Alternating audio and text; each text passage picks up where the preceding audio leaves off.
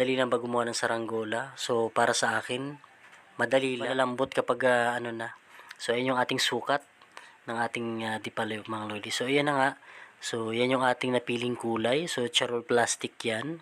Sa mga nagtatanong guys kung ano ba yung ginagamit kong plastic. So, charol plastic siya. Sa mga nagtatanong din guys, maganda talaga gamitin yung charol plastic mga lodi. So, kapag ginagamitan nyo, ang panggamit na pandikit niyan is ano, syempre, ano yun, contact cement mga lodi. Wala mga lodi kasi 6 feet yung laki ng pakpak niya. So, yan, ang ganda talaga ng pagkakagawa natin mga lodi.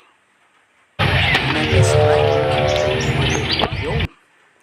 So, ayan na nga, napalipad na nga natin yung ating di pala yung lodi. So, yun ang ganda tingnan siya pag lumilipad talaga guys yung mga saranggola. At napakaganda rin kahit iba-iba yung design. So, ayan na nga, pinapababa na natin mga lodi yung ating saranggola guys. So, smooth na smooth talaga yung bagsak niya Jesus is the answer mga guys. So, yan nasa likod ko siya guys mga lodi. So, ang ganda talaga, ang laki ng ating dipalayok guys.